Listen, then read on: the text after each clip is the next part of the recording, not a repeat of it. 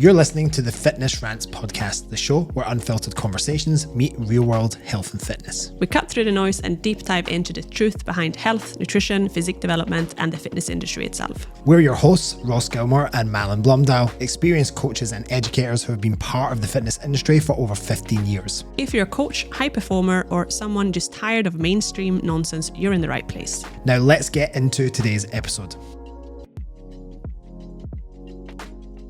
Welcome to another episode of Fitness Rants. So today we are going to talk about what we can only be described as a very divisive subject within the realm of fitness and health at the moment, which is the use of GLP-1 agonists for fat loss. So let's dive in. What are some of the stuff we're going to talk about today? Well, there's many aspects to this we have to explore. First, what is GLP-1 agonist? For a start, how does it work? Then, of course, getting into, well, what are the benefits of it? What are maybe some of the common misconceptions that are thrown around out in both the health and the fitness spaces? Of course, it would be remiss of us not to also look at what are the potential downsides if it's misapplied or misused. And then, as coaches in this modern era, or should we even refer to it as the GLP-1 era if you dare to, how do we navigate integrating this as part of your potential coaching practice, but in a safe and responsible manner? So I guess we have to start with what is a GLP-1 agonist. Now, listen, we could give you the fancy technical term, but let's just give a very generalized, simplified version of it. Think of it as a traffic controller when it comes to controlling both your appetite and digestion. So one of the ways that GLP-1 works is it augments the release of insulin and essentially inhibits glucagon. Now, what that will do is it slows what's called gastric emptying, which just means that it slows your digestion. Now, of course, as a result of that, that's going to make you feel fuller for longer. But what that also does in the brain is that it sort of sends that signal sooner that you're fuller, right? So it does one of two things. Obviously, it makes you feel fuller quicker, and it also decreases your overall appetite, which if you're trying to diet and control your intake, that's a pretty useful thing altogether. Now, if we actually think of the origins of GLP-1 agonists, what was it originally used for in clinical context? Well, it was used for diabetics to help them with controlling blood sugar, right? And it was almost, I suppose, these additional benefits started to sort of be popularized as, well, hold on, there's maybe other uses here outside of just working clinically with diabetics. And then this is where I think they realized that, hold on, there's something here when it comes to obesity and helping people to manage that maybe they've tried many other interventions, but they've really fell short. And this just provides another tool in the box that may otherwise be quite useful when other strategies haven't worked. And I think where it's divisive is, and we'll get into some of this a little bit later, is there's this challenge or question at the moment is it a cop-out? Is it a lazy way out to controlling obesity or fat loss? Or is it potentially a useful tool? And we're certainly going to dig into that. But I guess first and foremost, let's dig into what are the actual technical, mechanical, or mechanistic advantages, so to speak, of using it. Well, first things first, going back to the diabetes component, it helps with regulating blood sugar. That's a pretty useful thing. In a fat loss context, we're looking at appetite suppression. This is its number one main advantage. Now, for those that diet and they don't really tend to struggle with that, they may not quite understand how beneficial that can be for someone who has literally had a lifelong struggle, or they've had major struggles with controlling their appetite while they're dieting. Because let's be honest, what's the number one challenge that people have, or one of the main challenges people have when it comes to dieting? Now, I can't relate to this because hunger doesn't really hit me that hard. But what does hit me is energy. However, like many of my clients, energy for them isn't as much of an issue, but for them, it's just this intense hunger signaling that can be incredibly uncomfortable. And that can be the difference between them adhering to their plan and not adhering to their plan. So the overall takeaway, if we look at the nutritional hierarchy, we know that adherence sits right at the base of that. At the end of the day, if a client cannot adhere to a nutrition protocol or the plan we've set up, it's not going to be successful. So what I would say, if you were to, on a very high level, what is the main advantage of the use or integration of GLP-1 agonists? It's going to help increase overall adherence in individuals who otherwise struggle with that appetite component. So I guess it sounds like it's just this wonderful drug and it just solves everyone's problem, right? And it's almost like, I think people see it as a bit of a magic bullet. It's kind of like, right, well, now you can just take this injection and that solves all your issues. But that's not really how it works. And so if we actually look at some of the misconceptions, the common misconceptions which seem to be thrown out there, I think first things first is that it's a fix-all. That's one big misconception. And you and I both know that from a coaching standpoint, anything that suppresses appetite, it's only good in the sense of controlling caloric intake, but there's many other factors that contribute to health and overall body composition as well. So if we look at it, ultimately it's going to come down to, well, we can't just take this injection, this drug, but not address the behaviors, the lifestyle changes, of course, nutritional literacy and nutritional habits, but then we also have to make sure that we're supporting that with the right training. So we know that ultimately when it comes to the GLP-1 agonist, one of its biggest criticisms is that it's going to inevitably lead to muscle loss. Now, you said something interesting about what they've been starting to see with some of the early literature, looking at that very statement, and it's not exactly true, is it? Yeah, I mean, I think that's something that, I saw some research or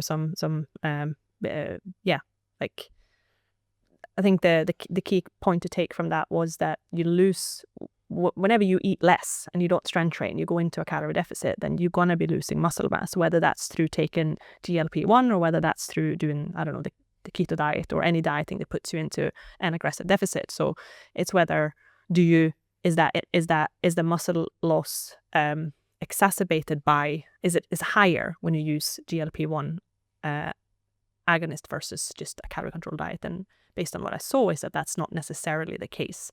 Yeah. Well, ultimately, the same principle applies, right? It's kind of like, well, regardless of how you achieve the deficit, two principles which hold true in terms of retaining or building muscle mass. And in particular, in a deficit, we're really looking at the retention of lean mass. There are some very rare situations where people can achieve some lean mass gain in diets, but assuming that you're the majority of individuals in the majority of cases, we're just trying to protect and hold on to muscle tissue during a deficit. And same principles apply. We have to resistance train and maintain strength as much as we can through a dieting phase, but we also have to get adequate protein intake throughout that time as well. And so whether you're doing that through extreme caloric restriction or taking GLP-1, and the reality is, I think that has to be said, is that it's not, the effect isn't from, or the muscle loss isn't from the drug in of itself. It's the byproduct of suppressing appetite to the point where your behaviors are altered to the extent that you restrict so much, where you're not getting enough nutrition in, you're not getting enough protein, you're not training in a way that is effective to hold on to muscle mass. I think when it comes to this, taking this medication, like, and whether it's the right thing for you is going to be very individual and context specific. Yeah. Like, there's a lot of coaches and trainers, and I see this a lot because obviously I'm a coach and I follow a lot of trainers, and often like what I see is, well, it's just a lazy way to lose weight, like, and this is not going to fix the root issue, and you need to address the lifestyle factors and all of these things, and that is correct, but that doesn't mean that you can't take a combined approach in some cases, or that it's all bad. So we have to look at this with more nuance versus, is it a good thing or a lazy thing or a bad thing? Because I don't think it's one or the other. Like, it's always going to be more, we need more context, and we need to look at what we've talked about before, like the individual in front of us. So yeah, and I think when it comes to like a lot of the women, that I work with, like, you need to ask yourself, like, do you just want to lose weight? Or do you want to actually, improve your confidence? You want to improve your health? Like, if you just want to lose weight at all costs, then this is Ozempic or a aggressive diet or whatever that is. That's gonna, you can do that. But my issue is that most of the women I speak to, and haven't worked with many women over the years, like, they don't want to just lose weight. They think they may just need to lose weight, but they want to get stronger. They want to feel more energetic. They want to be able to, they don't want to feel starving all the time. Like, they want to improve their body composition.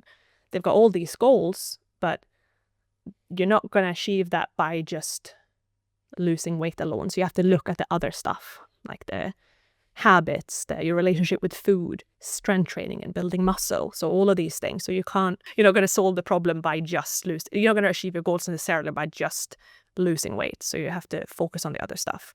So, what is my goal and how am I going to get to that goal? Lifestyle, and in some cases, something like Ozempic may be the solution for you. Yeah, I think that's where it gets dangerous, is when you look at any intervention in a vacuum.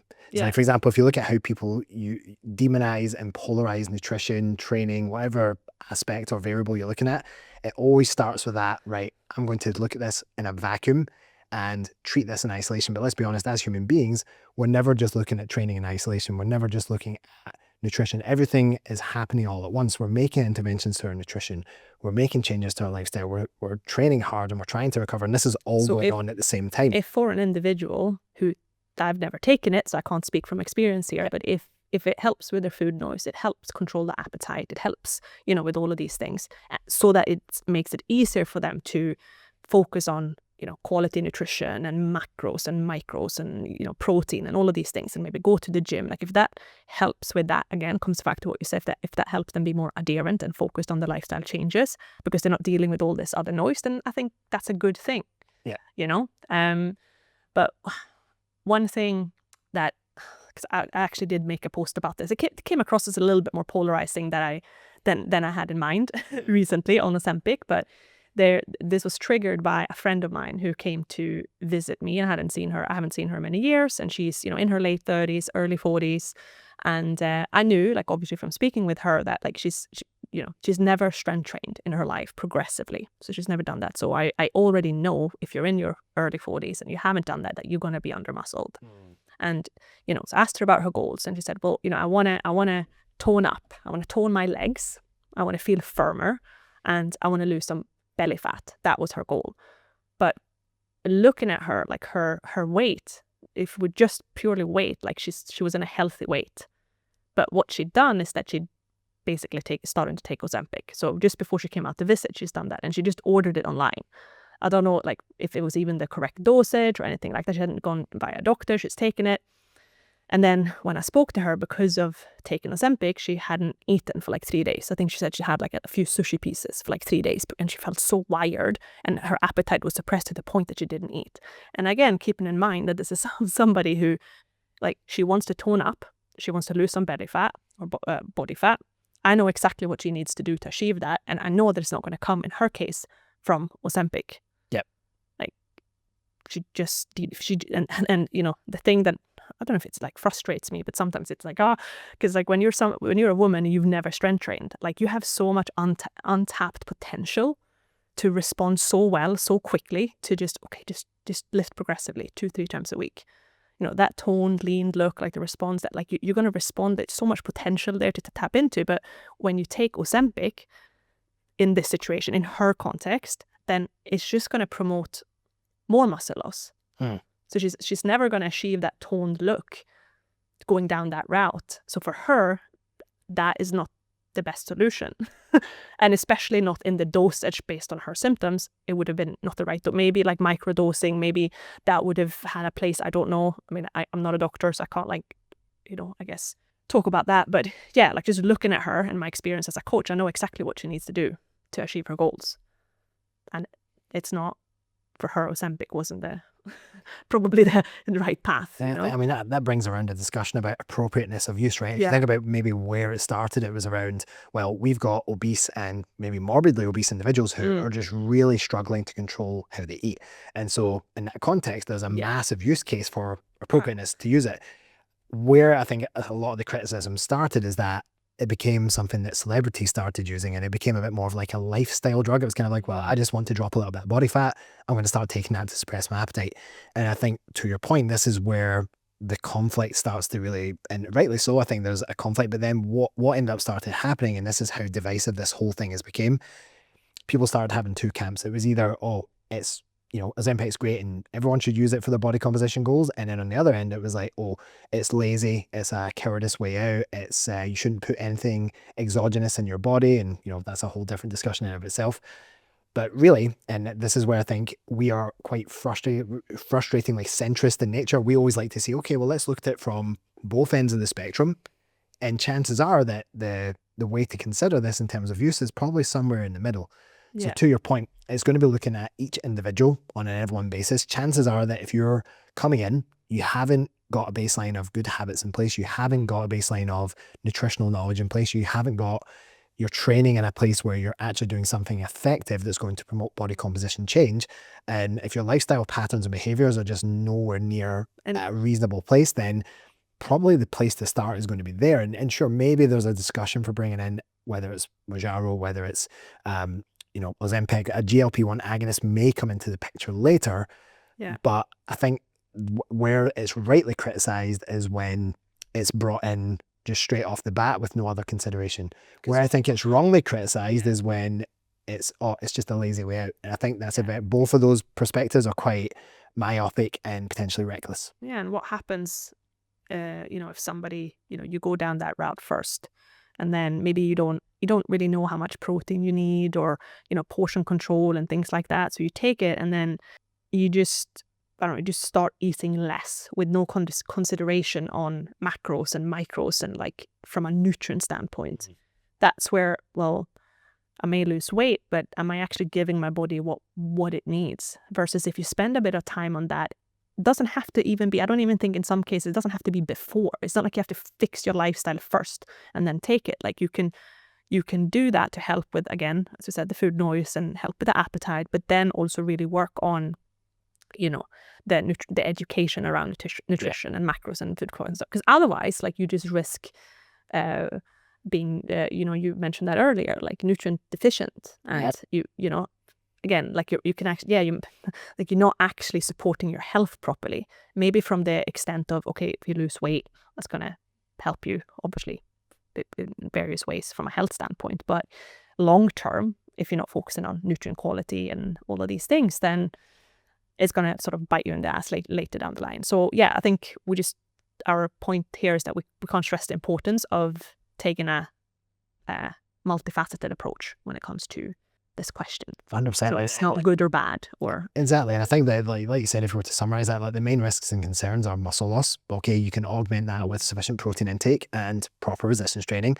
What about nutrient deficiencies? Okay, well, any extreme calorie deficit will lend to that, because of course we're trying to create a calorie deficit but not a nutrient deficit. Yes, I think the appropriateness of the right dose, and that's what I see sometimes seems to be missing. Like you can just go in and like it's not controlled. If it's controlled by a doctor, which in some cases it is, and doses and manage all of these things, but when it's not, when you can just go, I think like my friend said, she just ordered it, or you can just go into the pharmacy and get it. Like how do you know that maybe you get a dose that is way too high and then you just starve yourself for 3 days because of the effect that it has. So it has to be managed responsibly, suitable to the individual and their goals. Yeah. There are some cases for some women where you don't need Ozempic. You just need to learn how to eat to support your body and strength train and do all of that stuff. It doesn't have to be anything crazy.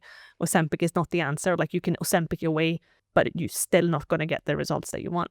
And it's probably more, if you're talking about women in particular, there's probably more women and people in general who are not of an appropriate use case right at the start, but yet take it anyway. Like you maybe said, like your friend you were talking about. Yeah. I think that an aspect to touch on that, and it's almost drawing to our first ever episode that we did on diet culture, is that why do people keep going back to fad diets? Well, there's a dependency that's sort of created on, well, if I just follow these specific rules, then it makes it easier. I don't have to think so much, or I don't have to take as much agency in my decisions. I can just follow this and it should work.